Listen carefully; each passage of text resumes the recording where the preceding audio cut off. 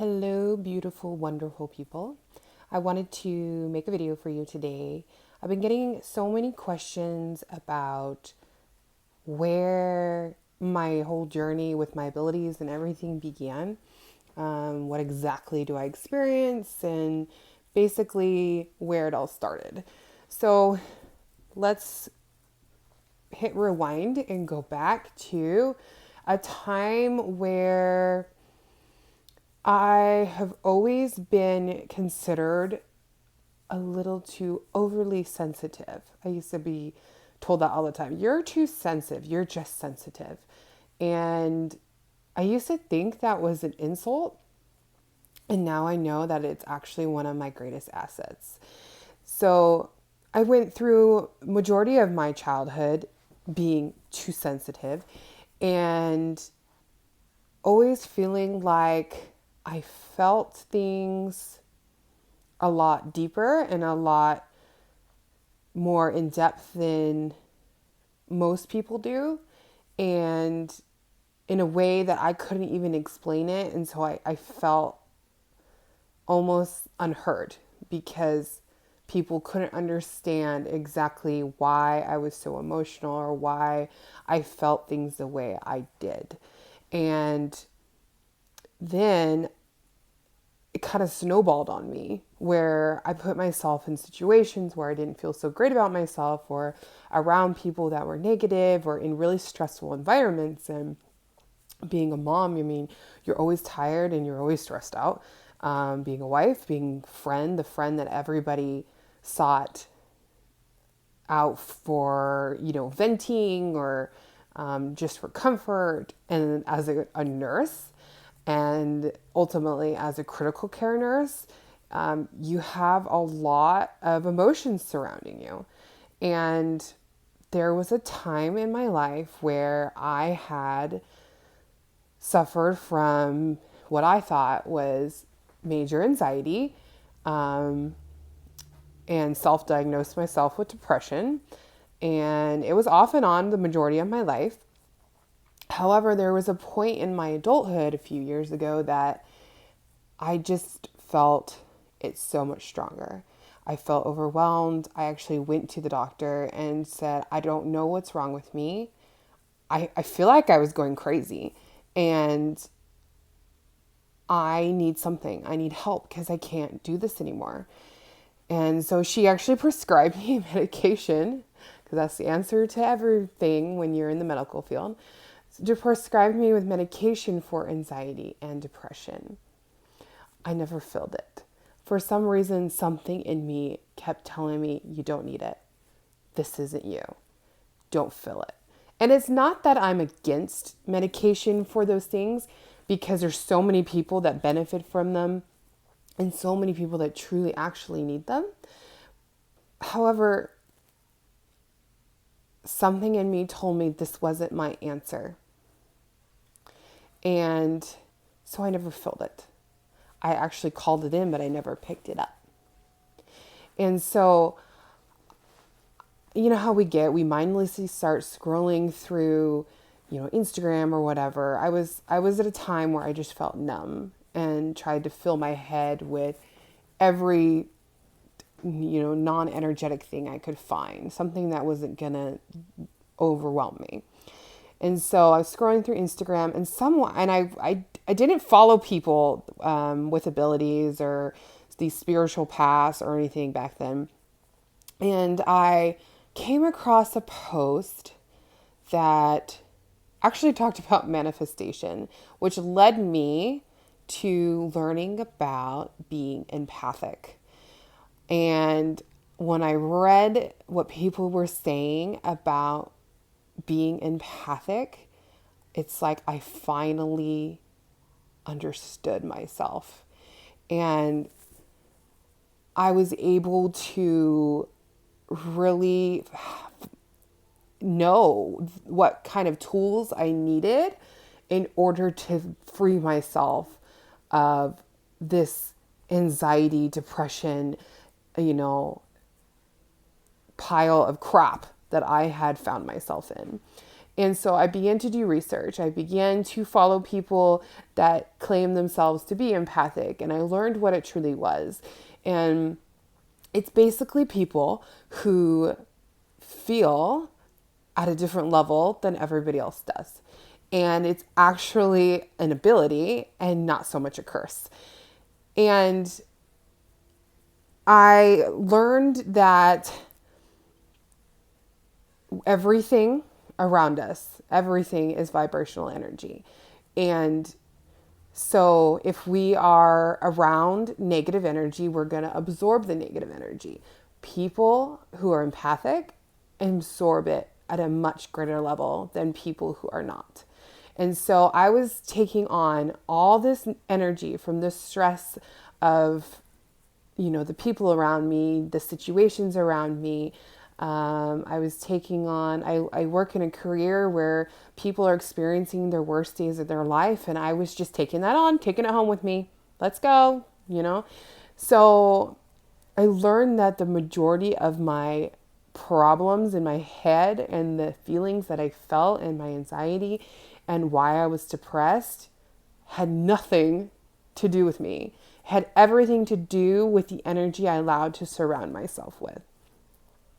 So if you are empathic, you are usually the helper. You're the helper. You're the person that people always go to, the listener. I've been told by most of my best friends that, you just understand me more than everybody else does. And now I'm like, yes, I do, because I feel you deeper than most other people do. I feel what's going on in your body. I just don't hear your words. I feel your energy, and I take that on myself, and our energy intertwines. And unfortunately, if you don't know how to identify it and you don't know how to protect yourself and rid yourself of the energy you are so willing to take on, it's going to overwhelm your system. When your system's overwhelmed, you're going to be anxious. You're going to be depressed. You're going to lash out. You're going to be frustrated. You're going to be all these things, all this muddy pile of chaos of mixed emotions that you've taken in from all around you.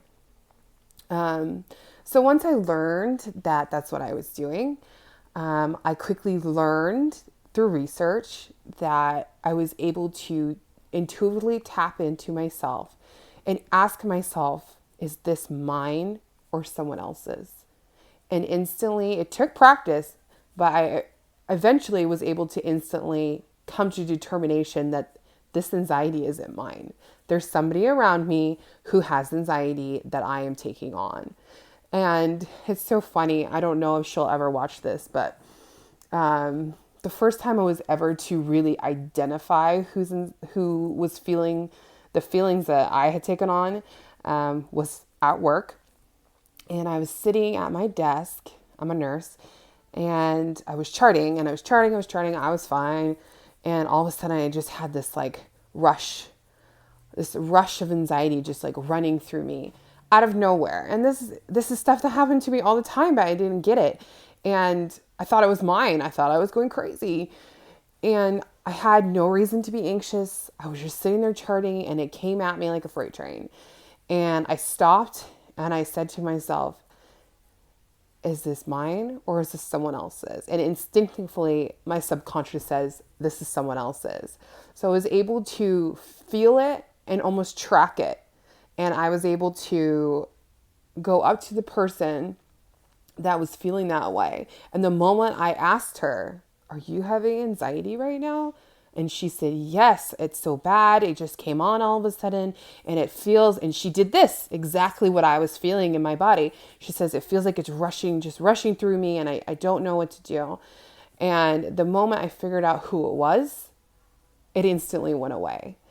So if you are feeling anxious all the time or depressed or just a certain way, and you don't really have a source to where it's coming from, you may be empathic. There are so many people out there that have this ability that don't realize what it is. They don't realize that it's an ability and what it's called. And so that's why I figured I should do a video like this, because this is actually where my journey began, my journey to better understand myself. And with practice and time, I was able to use this curse that I had my whole life as a tool in order to help people and create racial relationships. And I've always just thought I was good at reading people, but now I know it's because I can feel them. I can feel like if they're anxious, I'll back off. If they're feeling overwhelmed, I know I need to say, what I need to say to them. It helps me determine how I interact with my patients' families, how I interact with my patients, how to help my friend in their own unique way, because everybody's energy is unique. And because I can feel it, I can determine exactly what they need from me. And I have been told when I do read, I do some readings for people, and when I read them, some people have told me, you have been able to put into words and describe something I have felt for a really long time that I wasn't ever able to come up with the words for myself. And that's a really amazing thing, because it helps people understand what they're feeling so they can finally start to heal and move past it. If you're feeling something and you don't, and it is yours, and you don't really understand where it comes from, or you don't really understand exactly what you're feeling, somebody who's empathic is going to be able to pick up on it. And if they're good enough, they're going to be able to help you understand it more. They're going to be able to kind of give a definition to this big question mark you've had for a while. I also do this now when I read tarot. Tarot is just a tool for me to read energy. I can read energy without the cards. However, if somebody's not totally open or not connected to me, or if I'm not sure exactly what I'm feeling, I can't put a word to it.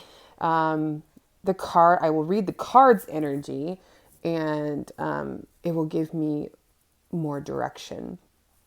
So that is just a little insight into what I can do, because I've gotten so many questions about it lately.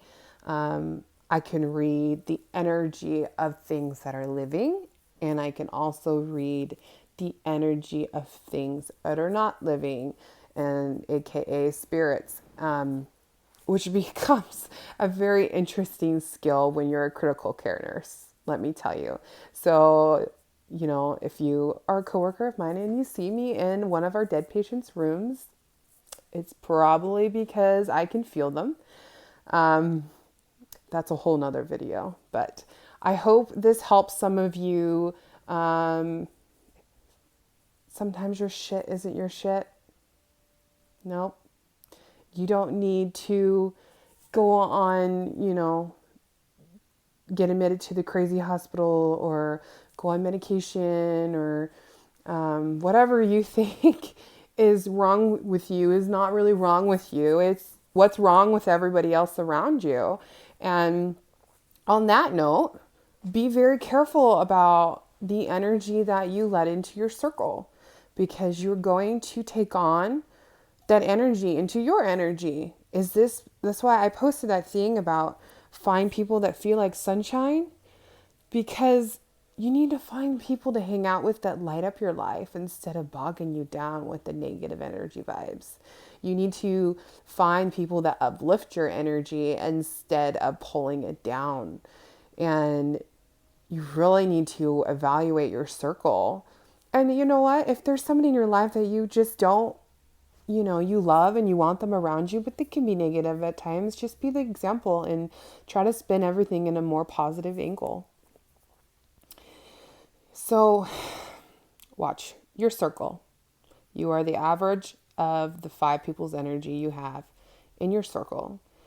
You intertwine when you become close to people, your energy actually intertwines with them, and you take on a piece of them and they take on a piece of you. It's true. So, if you don't want to hang around somebody, but you're doing it to make someone else happy, Don't do that. Don't do that. My husband used to want me to go do things with these particular people that just were not good energy to me. And they just made me feel really bad when I hung around them. And there was a point where I said, I can't. I just can't. I know this sounds crazy to you, but I just can't. And you know what? He understood, and we hung around them less. Yes, I still have to hang around people that I don't care for their energy, but I'm also more aware that I take it on, so I can therefore protect myself and cleanse myself of that negative energy when I get home. And that's something else I can help you with if you do feel like you're empathic. So let me know, message me or whatever, and maybe I'll make a post or a video about protecting yourself from the negative energy around you. Hope you have a wonderful day and a great weekend. I will be headed to California. I'm so excited. I'm hoping to see the water and feel the healing energy of the ocean. It's going to be great. Love you all. Bye.